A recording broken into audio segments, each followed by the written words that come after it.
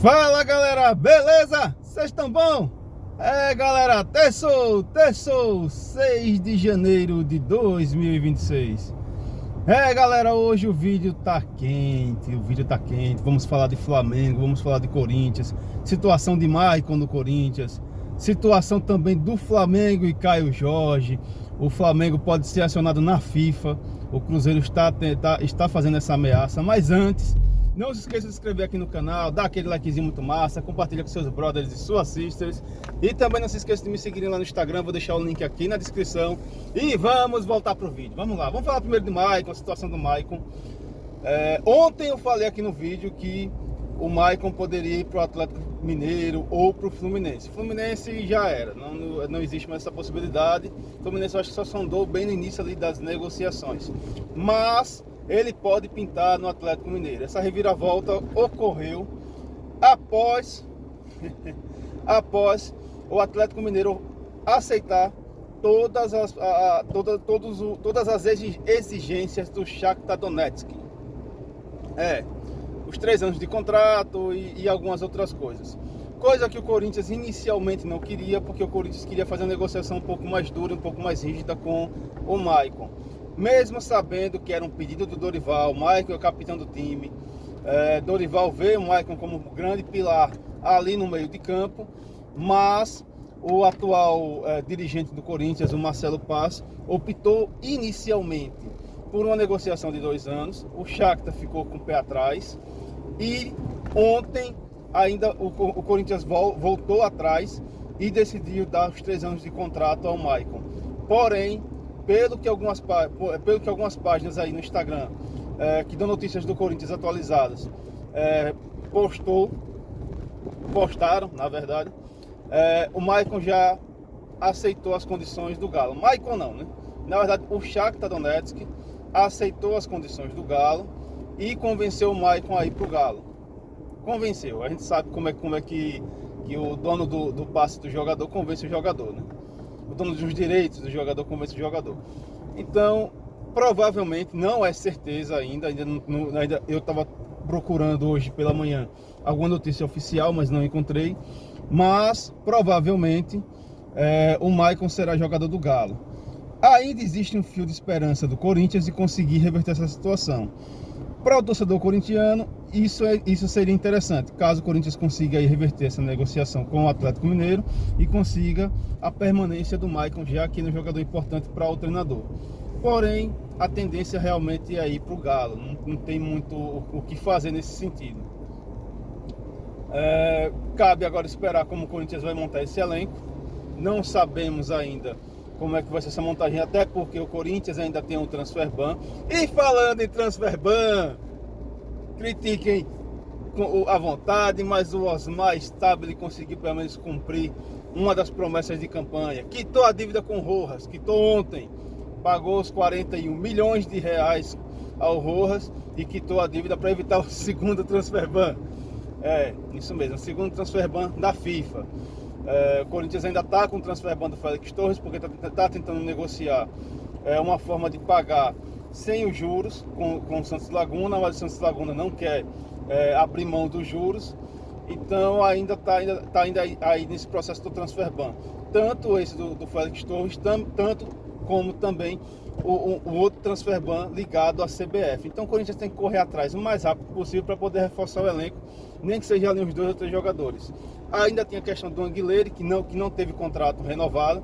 Seria interessante o Corinthians renovar o contrato.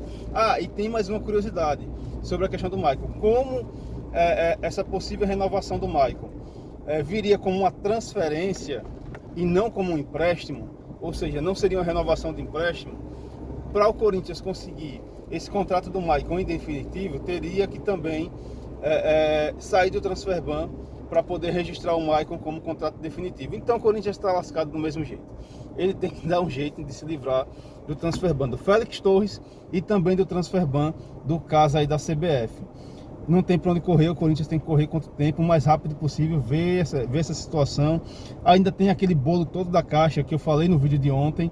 Então vamos torcer, torcedor corintiano, vamos torcer para que o Osmar Stabile consiga resolver essas pendências, para que o Corinthians consiga se reforçar tanto para o Campeonato Paulista como também para os próximos campeonatos, inclusive a Libertadores. O Corinthians tem que chegar pelo menos ali nas quartas de final ou nas semifinais da Libertadores para conseguir bater uma boa meta, tanto de público como também aí de cotas de patrocínio e outras coisas. Mas vamos falar agora um pouco sobre a situação do Flamengo. Ontem saiu a notícia de que o Flamengo e Caio Jorge já não conversam mais. As negociações por Caio Jorge já foram dadas como encerradas e o Cruzeiro ameaçou denunciar o Flamengo na FIFA. Motivo: o Flamengo tentou de alguma forma seduzir o jogador para ir para o time e entrou em contato direto com o jogador, inclusive através do treinador Felipe Luiz. E isso é considerado assédio. O Pedro da BH já deu uma declaração que está estudando a possibilidade de denunciar o Flamengo na FIFA. Se isso acontecer, o Flamengo pode tomar uma penalidade um pouco pesada, um pouco severa, ou só uma multa. Vamos ver o que, é que vai acontecer nesses desdobramentos aí, nesse caso, Caio Jorge. O Flamengo realmente foi ali bem incisivo, tentou de todas as formas possíveis e impossíveis contratar o Caio Jorge. A única coisa que o Flamengo não fez foi tentar pagar o valor da multa. Se o Flamengo pagasse o valor da multa rescisória, talvez até o Cruzeiro liberasse o Caio Jorge sem problema nenhum e sem também muita discussão. Mas como não chegou ali no valor da multa, chegou um pouco próximo, o Cruzeiro também não disse que não tem interesses e acabou. E aí, o que é que podemos deduzir dessa situação toda? Que os dirigentes do Flamengo, em forma de desespero, tentaram seduzir o jogador, tentaram de alguma forma entrar em contato direto com o jogador para o jogador forçar uma saída. E aí deram azar, porque essa história acabou vazando, acabou caindo no ouvido do dono do clube, o dono da SAF do Cruzeiro. E aí agora está toda essa situação aí entre Flamengo, Cruzeiro e esse fim de negociação que eu posso chamar de trágico com o Caio Jorge. Mas ainda o Flamengo está no mercado, está em busca de jogadores e está de olho no Breno Bidon do Corinthians. Isso mesmo, o Flamengo está de olho no Breno Bidon e está disposto a pagar uma quantia aproximada de até entre 15 e 20 milhões de euros. Não sabemos se o Corinthians vai liberar o Breno Bidon por esse valor. Se eu estivesse no lugar dos dirigentes do Corinthians, não liberaria. Se quiser, pague a multa, não tem problema nenhum, pode pagar a multa. Mas o Flamengo está disposto só a pagar esse valor, entre 15 e 20 milhões de euros. Para o Breno Bidon, talvez fosse um contrato interessante, até porque o Flamengo hoje está em ascensão. Eu só não sei se ele teria espaço no elenco do Flamengo para ser titular. Talvez ali ele fosse um reserva, enfim, não sei ainda como vai ficar a montagem do elenco do Flamengo para esse ano. Mas o fato é que no Corinthians hoje o Breno Bidon tem seu espaço. Não sei quando o Rodrigo Garro voltar realmente ali a forma física dele, não tiver mais uma lesão grave, se o Breno Bidon vai entrar como um titular absoluto, se ele vai ficar como opção no banco de reservas. Mas o fato é que pelo menos no ano passado, nessa reta final, o Breno Bidon foi muito importante ali no meio de campo do Corinthians. Inclusive, a jogada do segundo gol da final da Copa do Brasil se inicia ali com a roubada de bola do Martínez, que a bola passa por ele, dá aquele drible ali magistral, aquele drible de placa literalmente, para iniciar a jogada para o Yuri Alberto dar assistência ao Memphis Depay. Então, vamos aguardar esses desdobramentos, porque o que o Flamengo fez por enquanto só foi sondar o Breno Bidon, ver como é que vai ser essa situação aí, como é que está a situação dele com o Corinthians. Talvez queria estudar valores para ver se oficializa a proposta ou não. Essa semana também o Osmar Stabile deu entrevista no podcast do Ulisses e falou um pouco também sobre a situação financeira do Corinthians. Atualizou a dívida em 2,7 bilhões, que isso aí já estava todo mundo sabendo mais ou menos. Falou sobre a questão da folha salarial, que não deve mais ninguém. Falou também das pendências com o Memphis Depay, que inclusive tem essa questão do Memphis Depay. Memphis renova, não renova? Se renovar, quais vão ser as condições do contrato? Vai reduzir salário?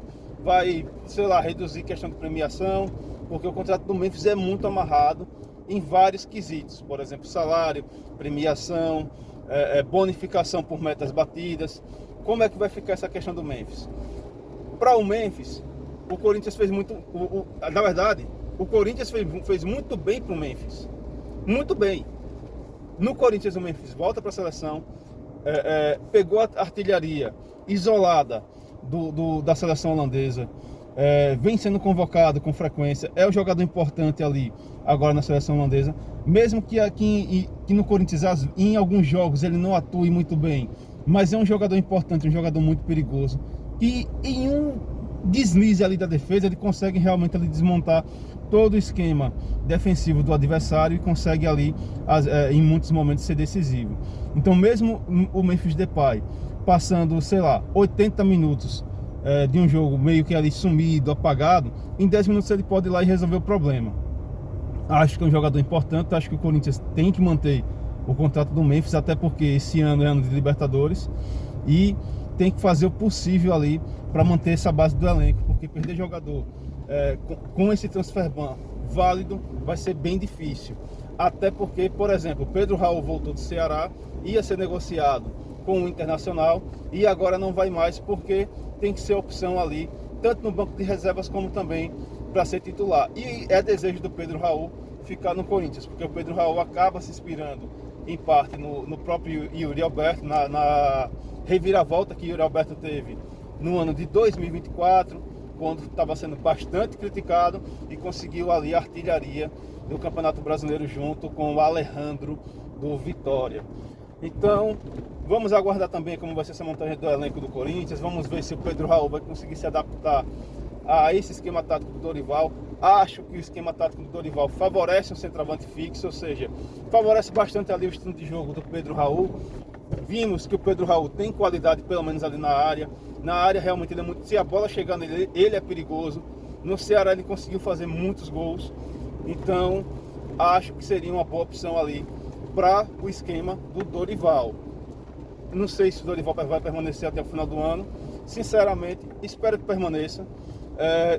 No início eu não era muito favorável ao trabalho do Dorival do Corinthians, mas eu não tenho como criticar, até porque o Corinthians não tem como contratar as peças que o Dorival pede, seja por questões financeiras, seja também pela questão do transfer ban. Então não posso chegar também e ser hipócrita e criticar o trabalho do Dorival sem motivos. Teria que ter um motivo, mas não tem motivos. O Dorival conseguiu fazer ainda muito. O Ramon Dias ganhou o Paulista, o Dorival conseguiu ganhar a Copa do Brasil. Ah, mas oscilou bastante no Brasileiro. É o que, infelizmente, são os ônus e bônus.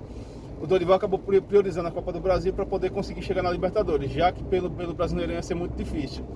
E conseguiu o objetivo, foi ser campeão da Copa do Brasil.